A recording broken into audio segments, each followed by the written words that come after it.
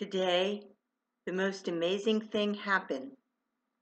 We went to the Waffle House this morning for coffee and eggs. It was delicious. Best coffee, I swear.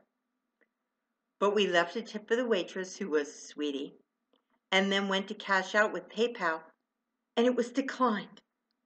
We knew we had money on there, so while Eric went to call PayPal to see what was going on, I stayed in the restaurant as collateral. LOL. We all know Eric wouldn't leave without me. Ha.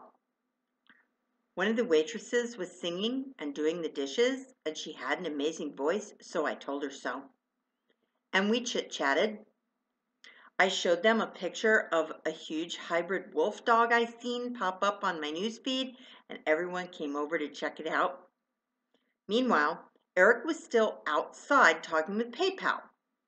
He walked over to the gas station next door to take the tender amount out at the ATM. When he handed them the money, they said that they had already did a manager's coupon on it and that they didn't want our money. Instead, they said, pay it forward. Eric and I tried to insist they take our money for our meal, but they were even more insistent that it was the holidays and the perfect time to display kindnesses and to pay it forward. Eric and I both teared up and headed out to the car. In the car, we were still in awe over the kindness that we had just been shown, and we started to talk about who we could give the money to. We had thrown around some ideas of people who would be thankful and in need of a blessing. It wasn't 5 minutes later that I received a text from a dear friend saying that she needed to borrow money from me, that her husband didn't have the money to get to work, and that she didn't have food to feed her children tonight. So without hesitation, I sent it to her and proceeded to tell her that God still has her back, even though times are rough.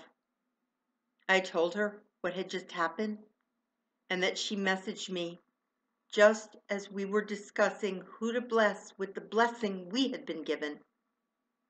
She was so very thankful. Sure made for a whole lot of smiles all around. God is still around, and you can find him in the hearts of strangers every day, in the thoughts of waitresses and cyclists, and especially in the kind acts that drive so many of us every day. Today was definitely one for the book. Thank you, Waffle House, and God bless.